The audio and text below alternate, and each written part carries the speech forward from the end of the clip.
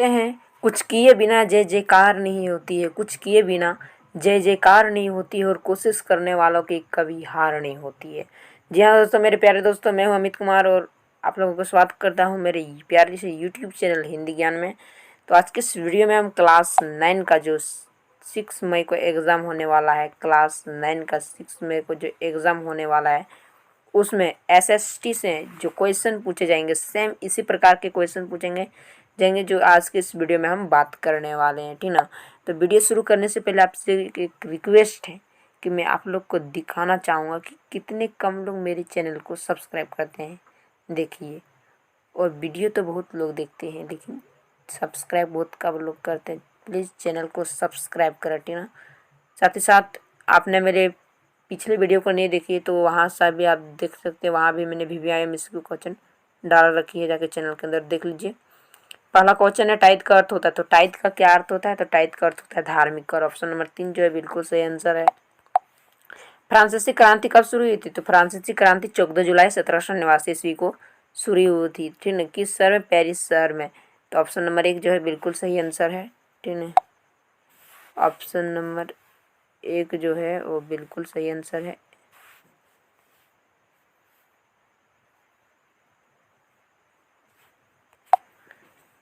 Church के विशेष कार्यों को करने वाले व्यक्तियों के समूह को कहा जाता है। तो चर्च के विशेष कार्य करने वाले व्यक्तियों को समूह को क्या कहा जाता है? पादरी वर्ग कहा जाता है। क्या कहा जाता है?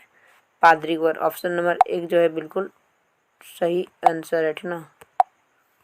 1774 ईस्वी में फ्रांस में 1774 ईस्वी में फ्रांस की लिखा है, ठीक ना, राजगद्दी पर कौन आसीन हुआ था? तो 1774 ईस्वी में फ्रांस की राजगद्दी पर लुई 16वां आसीन हुआ था, ठीक है, लुई 16। ऑप्शन नंबर 1 जो है बिल्कुल सही आंसर है, ठीक ना। Option number 1 Louis 16वां।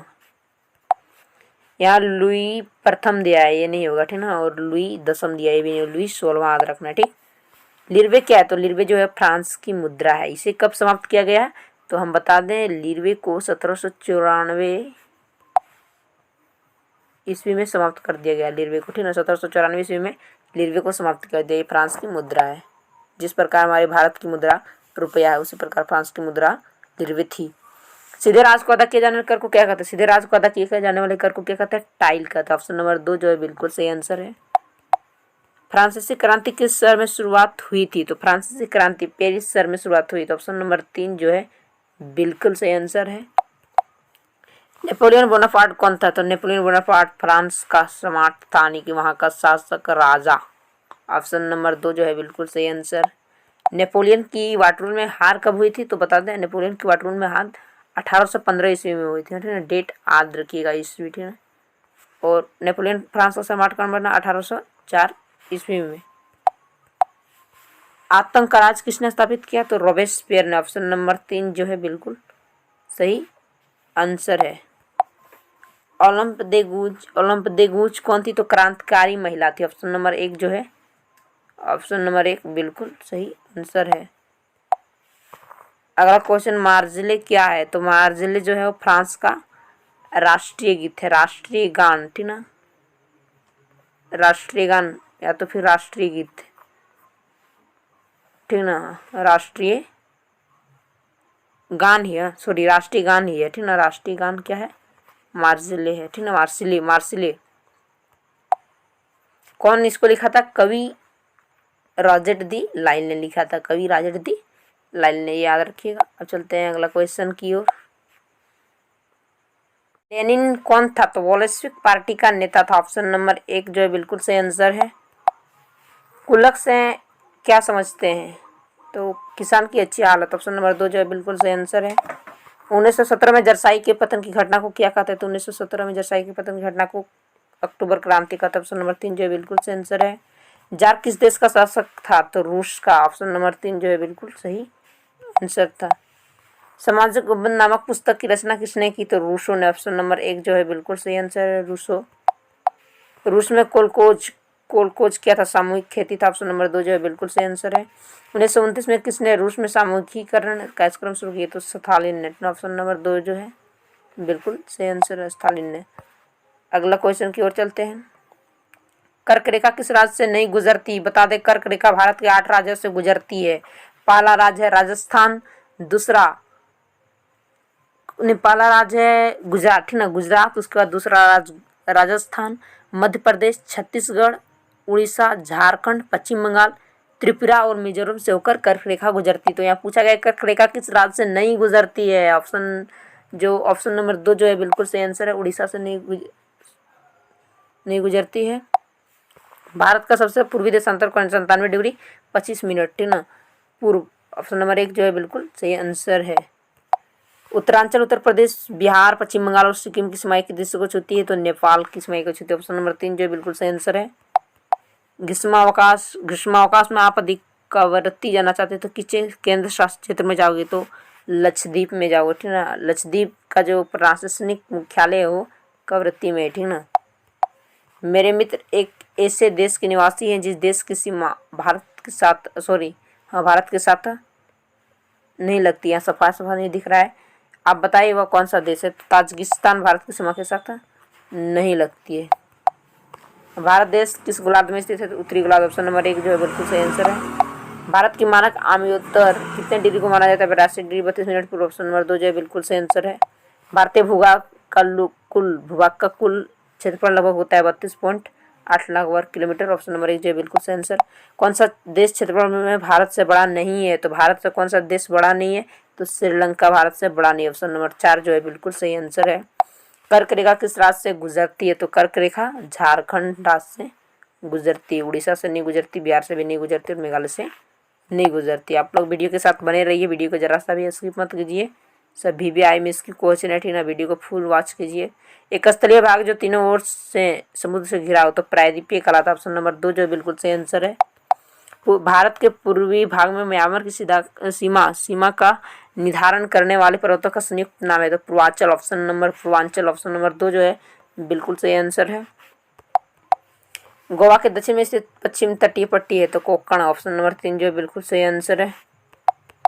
पूर्वी घाट का सर्वोच्च शिखर है तो महेंद्रगिरी। ऑप्शन नंबर 2 जो है बिल्कुल सही आंसर है। भारत का कौन सा स्थान 3 सागरों के मिलन स्थल पर बना होता है? तो कन्याकुमारी 3 सागरों के मिलन स्थल पर बना होता है। अंतिम छोर होता है भारत का, ठीक ना, कन्याकुमारी। प्रवाल भित्ति से बना एक द्वीप को किस नाम से जाता है? तो लक्षद्वीप से। ऑप्शन नंबर 1 जो है बिल्कुल सही आंसर है। 2 नदियों के बीच बने भूभाग को क्या कहते हैं? तो दोआब कहते हैं। ऑप्शन नंबर 2 जो है बिल्कुल सही आंसर है। हिमालय की सर्वाधिक ऊंची श्रृंखला कौन सी है? तो एवरेस्ट। ऑप्शन नंबर 3 जो है बिल्कुल सही आंसर है। भारत में हिमालय की सर्वाधिक ऊंची श्रृंखला का नाम अथवा भारत का सबसे ऊंचा पर्वत कौन सा है? तो भारत का सबसे ऊंचा पर्वत कंचनजंगा है। ऑप्शन नंबर 3 जो है बिल्कुल सही आंसर है। और विश्व का सबसे बड़ा पर्वत है ऊंचा पर्वत तो माउंट एवरेस्ट। हिमालय भारत के किस भाग में स्थित है? तो उत्तर में। ऑप्शन नंबर 3 जो है बिल्कुल सही आंसर है। नर्मदा नदी का उद्गम कहाँ से है? तो अमरकंटक से। ऑप्शन नंबर 2 जो है बिल्कुल सही आंसर है। निम्नलिखित में से कौन सी नदी प्रायद्वीपीय भारत की सबसे बड़ी नदी है? तो गोदावरी। ऑप्शन नंबर 2 जो गोदावरी है प्रायद्वीपीय भारत की सबसे बड़ी नदी है। निम्नलिखित नदियों में से कौन सी नदी भ्रश घाटी से होकर बहती है? तो तापी। ऑप्शन नंबर 4 जो है बिल्कुल सही आंसर है। निम्नलिखित में से कौन सा वृक्ष की शाखाओं के समान अपवाह प्रतिरूप प्रणाली को दर्शाते हैं? तो केंद्राभिमुख। और पहला ऑप्शन अरीय, दूसरा ऑप्शन केंद्राभिमुख, तीसरा ऑप्शन है ध्रुमाकृतिक, तो चौथा ऑप्शन है जालीनुमा। तो हाँ, ध्रुमाकृतिक होगा। ऑप्शन नंबर 3 जो बिल्कुल सही आंसर है। ब्रह्मपुत्र नदी को तिब्बत में क्या कहते हैं? सांगबो क्या कहते हैं? ब्रह्मपुत्र नदी को तिब्बत में बांग्लादेश में ब्रह्मपुत्र नदी को जमुना कहते हैं। याद रखिएगा, ठीक ना, जमुना। भारत की सबसे लंबी बड़ी नदी द्रोणी कौन सी है? तो गंगा। ऑप्शन नंबर 3 जो बिल्कुल सही आंसर है। नर्मदा का उद्गम किस राज्य से होता है? तो मध्य प्रदेश के बैतूल जिले से। ठीक है, ऑप्शन नंबर 2 जो है बिल्कुल सही आंसर है। इनमें से कौन सा तर्क लोकतंत्र के पक्ष में अच्छा नहीं है? तो लोकतांत्रिक देश दूसरों की तुलना में ज्यादा समृद्ध होता है। ऑप्शन नंबर 4 जो है बिल्कुल सही आंसर है। और कौन सा देश है जहाँ महिलाएं मताधिकार से वंचित है? तो सऊदी अरब। ऑप्शन नंबर 2 जो है बिल्कुल सही आंसर है। निम्नांकित में कौन सा देश गैर लोकतांत्रिक देश है? तो पाकिस्तान जो है गैर लोकतांत्रिक देश है। ऑप्शन नंबर 2 जो है बिल्कुल सही आंसर है। निम्नांकित में कौन सा देश लोकतांत्रिक देश है? तो लोकतांत्रिक देश कौन है? तो संयुक्त राज्य अमेरिका। ऑप्शन नंबर 1 जो है बिल्कुल सही आंसर है। निम्नांकित में से कौन वर्तमान में जिम्बाब्वे के राष्ट्रपति? तो रॉबर्ट मुगाबे। ऑप्शन नंबर 2 जो है बिल्कुल सही आंसर है। निम्न में कौन सा तरीका लोकतांत्रिक नहीं है? तो अदालत पानी को अपने जीवन के अधिकार का बताते हुए मुकदमा दायर करना ये लोकतांत्रिक नहीं है। ऑप्शन नंबर 1 जो है बिल्कुल सही आंसर है। किस देश से आंग सान सूकी का संबंध था? तो म्यांमार। ऑप्शन नंबर 1 जो है बिल्कुल सही आंसर है।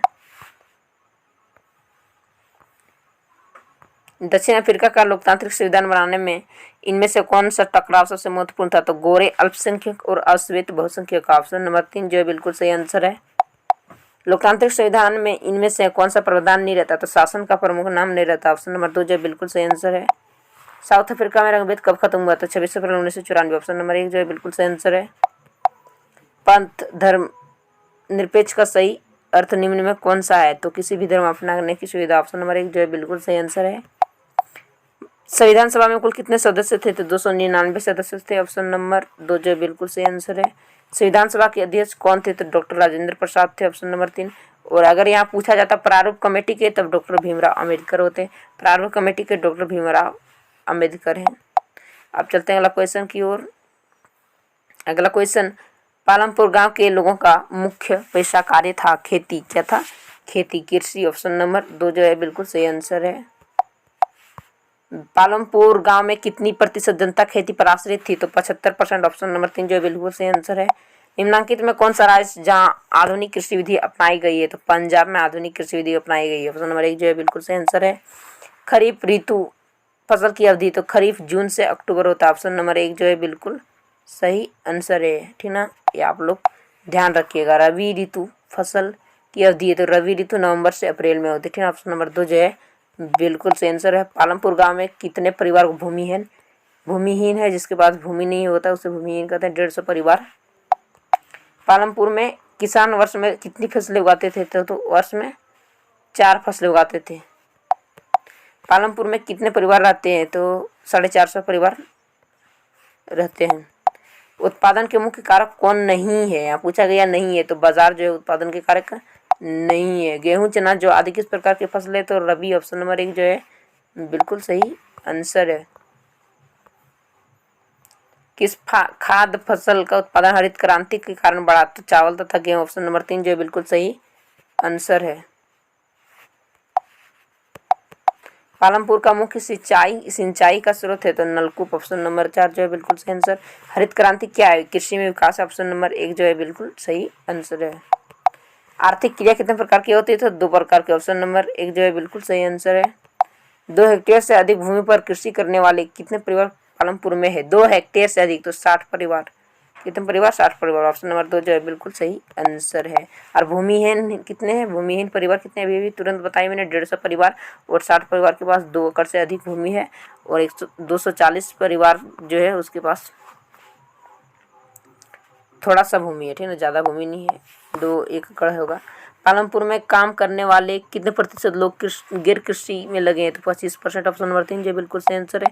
जीविका चलाने के लिए कितने प्रकार के कार्य किए जाते हैं? तो 2 प्रकार के कार्य किए जाते हैं। ऑप्शन नंबर 1 जो बिल्कुल सही आंसर है। पालमपुर के लोग किस निकटवर्ती बड़े गाँव को दूध बेचता था? तो रायगंज को। ऑप्शन नंबर 4 जो है बिल्कुल सही आंसर है। अब चलते हैं अगला क्वेश्चन की ओर। अगला क्वेश्चन, किस प्रकार की जनसंख्या अर्थव्यवस्था की परिसंपत्ति है? तो शिक्षित एवं स्वास्थ्य जनसंख्या जो है अर्थव्यवस्था की परिसंपत्ति है। मानव पूंजी किसका घोतक है? तो निपुणता एवं उत्पादक ज्ञान का भंडार का घोतक है। ऑप्शन नंबर 2 जो है बिल्कुल सही आंसर है। किस प्रकार की जनसंख्या अर्थव्यवस्था पर एक भार है? तो अशिक्षित एवं स्वास्थ्य जनसंख्या। ऑप्शन नंबर 3 जो है बिल्कुल सही आंसर है।